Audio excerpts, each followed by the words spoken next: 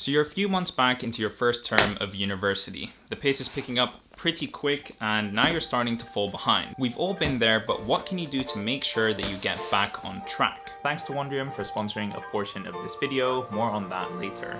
What is up guys, Karma Medic here and welcome back to another dose. It's about that time of the year where content at uni feels relentless and you start to feel like you're falling behind with the endless amount of work. We've all been there and it can sometimes feel impossible to catch up. In this video, I'm going to walk you through how I've been able to catch up in the past when I felt like I've been falling behind on my work or other commitments in my life. Please don't beat yourself up. There are lots of reasons why people fall behind, so it's important for you to understand why you have ended up in this situation. It could be due to not managing your time very well, which is fair enough and something that can be worked on in the future, but it could also be for family reasons, it could be your health, or it could be anything that at that time was prioritized over your studies. I think it's important not to beat yourself up about it because the only thing you can do at this point is move forward. The worst thing you can do is spend more time feeling rubbish about being behind because it's only going to set you further back. The first step to my plan of getting back on track if I was behind would be to assess the damage. You need to know exactly how far behind you are, how much you need to catch up on, and how long it's going to take you to do so. You should write this down with a pen and paper or on any app that you want. Just write it down somewhere, and this should ideally be a comprehensive list. Now you might be tempted to write down something like study for exam, but this is not going to be helpful. Breaking it down into smaller steps like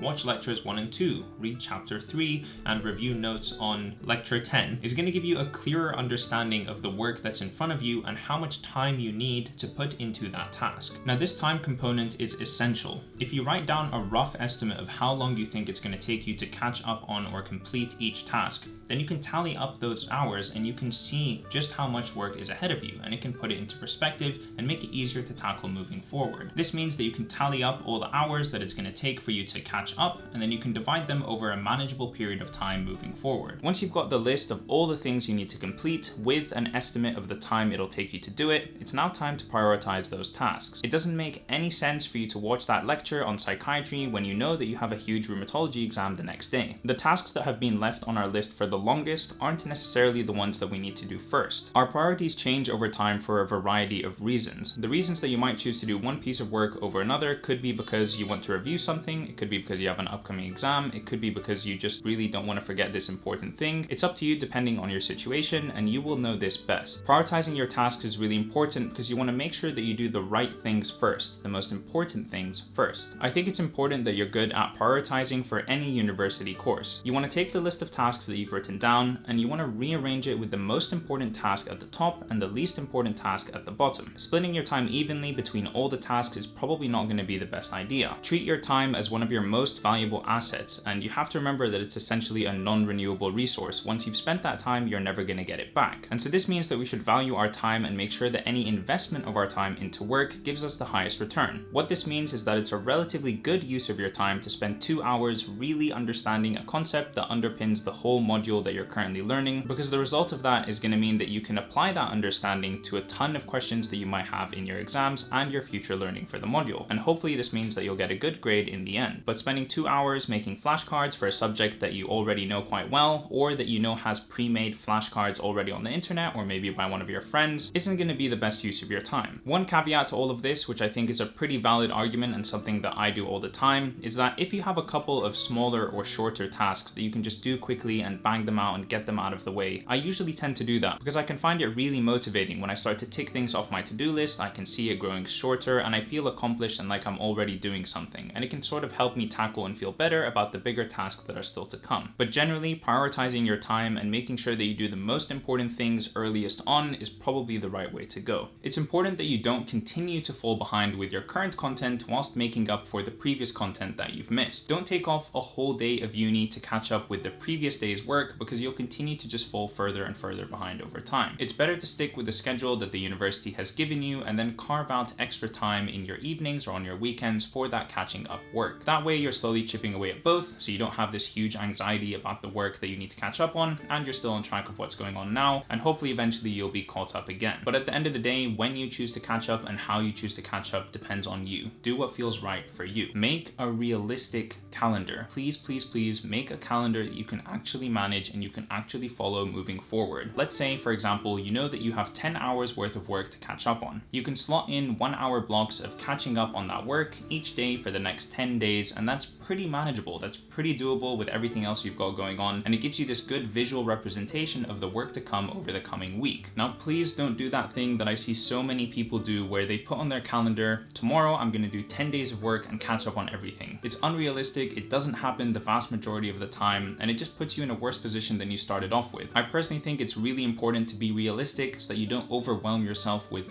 being unrealistic and telling yourself you're going to do all these things that most people just can't do. I find that setting these huge goals and promising yourself you're going to be caught up and complete with everything in a short period of time kind of sets yourself up for failure and makes you more likely to burn out because you feel like, oh, I'm still behind, I couldn't do what I told myself I was going to do on the calendar, it's never ending, blah, blah, blah. I think if from the beginning you're as realistic as possible, as reasonable as possible, and you spread out that work over a period of time where you know you're going to be capable of doing it, then you're more likely to do it and you're more likely to feel good about having done it when it's done. Now, if you're 10 lectures behind and your exam is in a couple of days, then yeah, you need to cover those 10 lectures in the next couple of days. You don't really have a choice. But hopefully you're not in that position and you've watched this video before you get to that point and you can plan out your studying properly. One thing you can do to try and figure out where you might have some extra time to do this catch-up work is look at where you currently spend your free time and how much you're happy to eat into this in order to catch up. So for example, if you know you want to catch up over the next week, you might not mind doing 1 hour of Netflix instead of 2 hours of Netflix per evening and just spend that extra hour doing the catch-up work. But at the same time, try not to let this catch-up eat into your time of just having fun and enjoying life and being with your friends. I think doing those things is equally as important as working, and you can't have one with the other. And so manage your time wisely and do it smartly so that you can still do the catch-up that you need to do, but also live a normal life and hang out and have fun to prevent yourself from burning out in the long term. Finding that balance is difficult, but really important for creating this sustainability over a long period of time.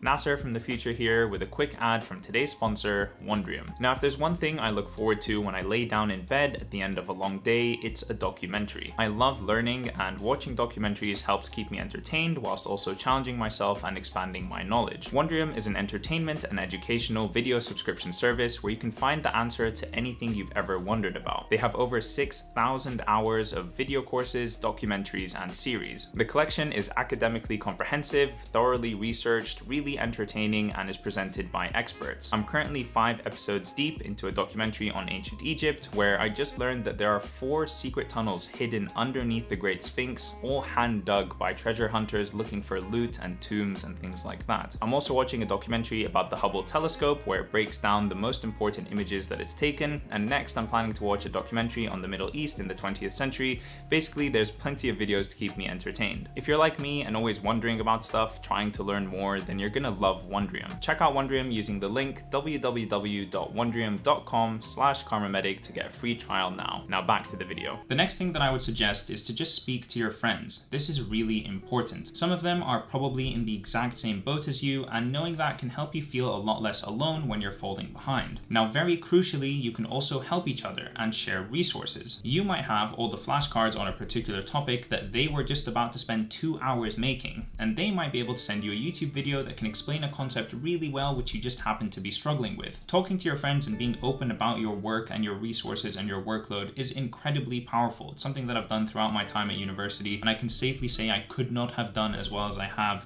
without the help of my friends. You need to make sure that you're using all the resources available to you, and this includes your friends and their knowledge. It might even be worth setting up a group study session for an upcoming exam and working on topics that you all find difficult together. It just takes one person in the friend group to suggest something like this, and in the end, most people want to do it and most people will benefit from it. So be that person, suggest studying with your friends and sharing resources and working together. I promise you're not going to regret it. Another resource that is often useful is office hours with your tutors or professors. If your profs do do offer office hours, that's definitely a tongue twister, you can always go into them with any questions that you have about the content. Even if you don't have your own questions, listening to other people's questions and then their answers can often be helpful, and asking the prof or the tutor to spend some time summarizing a topic that you find particularly difficult can be useful as well. After all, these are experts in their respective fields and they're teachers for a reason, so they're usually pretty good at explaining concepts at the right level at your stage of learning. If your tutors don't offer office hours, then please send them an email. Don't be nervous or worried about emailing your profs or your tutors. You know, they are there to teach you, this is their job, and I'm sure they'll be really excited to see an email from one of their students asking them to explain something that they're already very familiar with. Now, if you're really falling behind and you think that this might be a serious issue moving forward, you can always reach out to your personal tutors or your course directors and ask them for advice. They've definitely been in this situation before and they've helped other students through situations like this, and so they're the perfect people to go to. Quite often, at least here in the UK, they tend to be quite understanding with mitigating circumstances and making sure that their students get the help that they need. So if you ever feel like you're crossing that line and moving into that territory, just remember that there's always people to talk to and there's always people who can help you through it. So the next step is future proofing. You want to make sure that this doesn't happen again, and if it does, that you have a system in place to catch up properly. Going forward, you want to make sure that you're sticking to the university timetable as much as you can. That's usually the best way to make sure that you're not falling behind, because that's what they've set for you and for all of the other students, and so probably you and all the other students can follow this timetable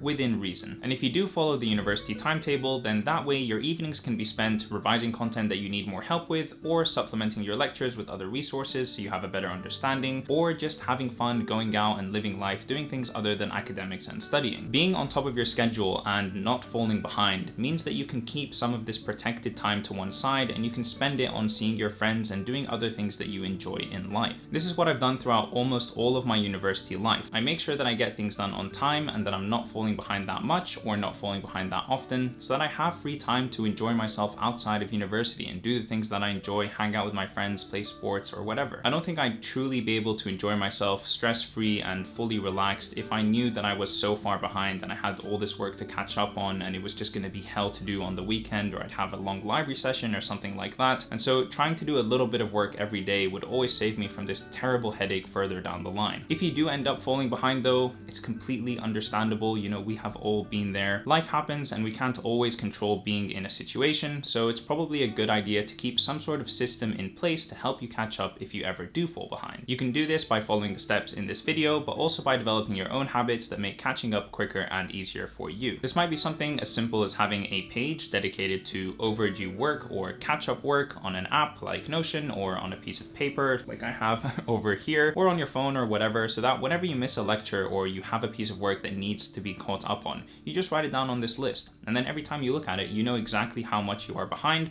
and you know exactly how long it's going to take you to catch up on that work. I also feel that having a list that you can look at and see how much work you need to do makes the work so much more manageable, and it stops it from being this sort of just big enigma floating in the ether somewhere of, oh my god, I have to catch up. When you take that I have to catch up and you break it down into a to-do list with little tasks and everything like that, it becomes so much more manageable. It's like, oh yeah, I can do that task today, I can do this one tomorrow, and you can start working on it slowly. The last bit of advice that I want to give you is to try to stick to the plan that you make. It can be tough to do that, but catching up later on can be even harder. That being said, if you do need to catch up, I hope the tips that I've talked about in this video help you to do that. Keep going and eventually you'll get there. See you in the next one. Subscribe to my Patreon. Peace.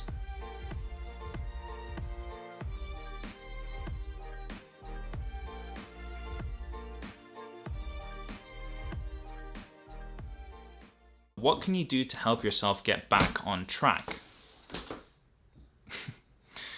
It's a good blooper.